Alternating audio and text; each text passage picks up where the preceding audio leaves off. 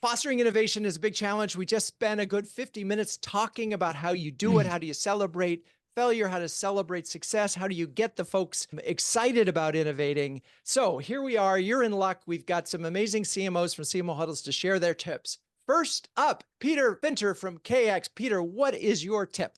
Celebrate attempts at greatness, worry less about the greatness. It's the attempt that matters, and make sure that you know that your team has your back. When they do it the right way, you're going to defend them against all comers. All right. So it's all about the attempt. Adri Gilminer from Iterable. Adri, thank you for leading our conversation today. Tell me, what's your tip? Start with a critical mindset, start with data and find the problem to then innovate. And also, one more tip, always put a constraint, time, resources, or money, or human resources. And in the constraint, you will find the gem.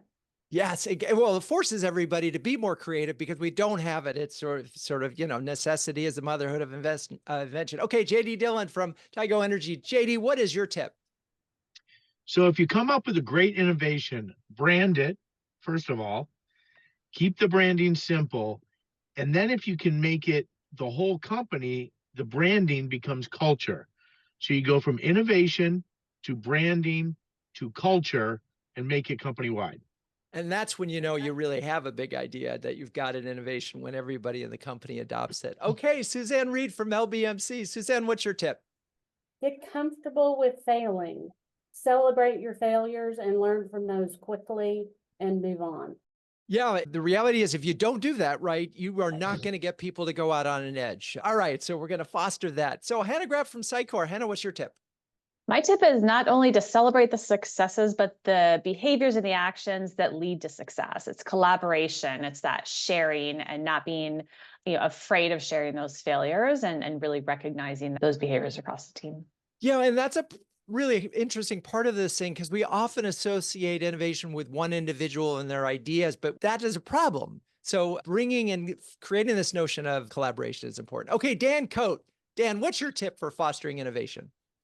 Marketing is very much an experiment, and I think that we have a lot of failures. So I think I would urge you to urge your team to think innovatively as far as go against the grain. Come up with an idea that is going against the grain of what is the norm so that you get out of groupthink. And that's usually what comes up with a great idea, is when you go against that grain.